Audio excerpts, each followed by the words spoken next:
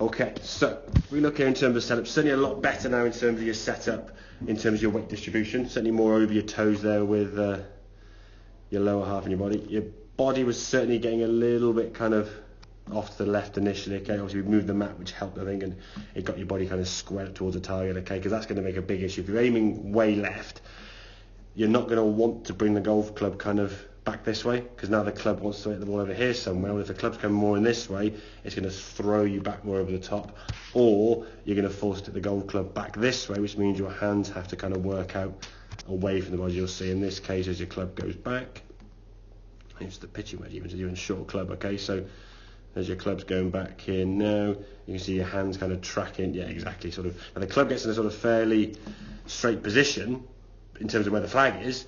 If we took away your body and just saw that and go, okay, well this golfer's swinging here. Yeah, great. So we'll say that's where he's going there. Okay, but we need to there. Hang on. That way. Yeah, pretty good. Okay, so now extend that towards where he's going. He's straight towards the target.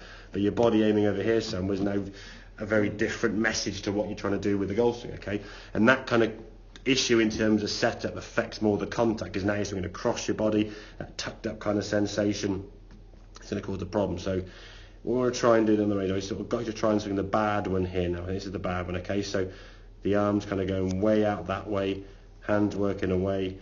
That's why you push the club out further, but your hands you see go in the wrong direction there. And then we sort of say try and get a good one. So down there you go. So there's kind of the good one there. That's what we're trying to achieve there. So hands and arms under the shoulders, club back over the toe line, everything now working kind of in sync together to where you want the ball to go. Then your hands just sort of do a natural hinge now. The club's working sort of 90 degrees to your spine angle. Perfect, okay. And then you just continue on over your left shoulder and you're in a good spot. And once you're up there, there's less reaction needed, because you're not trying to sort of bring the club back down to the golf ball, because you know the club's naturally going to go from kind of here back to where you want to go. You're not going to try to bring the club sort of way out here and then try to react and all these different funny things, okay. So as the club goes back here now, keep that red line there, okay, a bit quicker. Oh, there's the bad one. Okay. Just a bit of a sensitive roller. There we go. Right, hang on. So there's a good takeaway.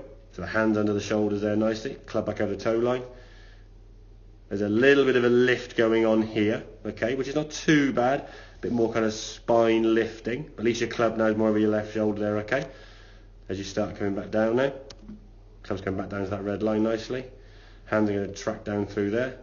Good strike of the golf ball. Club now is going to exit through that red line on the way through. Just following that, if you think about that circle on the explainer, for the most part you're kind of following up and down that line as it was, okay? And again, right the way through to target without really sort of making it feel like it was an effortless, much effort in that swing. You just watch the swing kind of in full speed. There you go. It didn't look like it was a very hard hit at all, did it? It just was like, that was the first one after there was a second one, to be fair. The first was a bit miss it, in fairness, okay? But the second one you hit there, where you went to the sort of movement there, the club going back more on your toe line there. So that's a more kind of connected movement there, okay? Arms and hands working. As I say, if you're just going to hand the club, and what I can suggest you do is put some baskets here kind of on line with your toe line back there, and just point the club back towards those baskets. I got the other video I can show you in a second if you want to, but I've got some of those sticks. Yeah, oh yeah, if you've got the alignment sticks, even better, because you can put them literally extend from the toes just out. extend from the toes down, stick on the mat there, perfect, okay. And then try to match up that club on the way back with that alignment stick. Now the thing is, it's matching the club up with the alignment stick and the hands in the right spot. In the past, what you did sometimes was have the club matching up with the alignment stick over here somewhere. Well, that's no good, because now you've got to try and bring your hands back into your body to try to adjust to that. Okay, that's brings that sort of tucked up sort of scuffed sort of sensational, really sort of cramped sort of with your follow through as you go to the golf ball. Okay, likewise you don't want the hands to be over here and the club whipped in there somewhere. And that's kind of the two variants I think you get based on either where you're aiming or kind of how you're feeling with your swing. Your arms tend to either go away from the body, hands out here, and the club's now on this sort of outside yellow line there now. Club is certainly parallel to target, but trying the golf ball from out there would just be almost impossible. You've got to bring your arm back in here. It's just not going to work very functionally and very consistently, okay? Or you get your hands good and the club whips inside there. Okay, so if we can get the hands going back, I think a bit more with that kind of shoulders we set at the start, as if you're just handing. So if I just pass them to your golf, or even just from here now as we're sat, just go and grab something from your golf bag. You wouldn't kind of go, you just go and just turn to get your thing from the golf bag. So your chest and arms and torso kind of go, okay, I'm working this way, not manipulating it with the hands and arms too much. Just let the body sort of make its move, and the hands and arms kind of just follow that line, yeah. Because when it's good, there's some good movements there, okay. And I think as well, because chipping and pitching come under this kind of banner of, that's the bad ones you're making, come under this banner of this sort of, if you're doing either this with a chip shot or whipping the club way in here, you haven't got the time and the back to get the club way back in, back down there to hit the golf shot to where you want to go. The club's only there. If it's wrong already, you're trying to just do all sorts, aren't you? And that's where you get some really, really sort of interesting shots, should we say. So yeah, maybe next time look at some short game. Sure.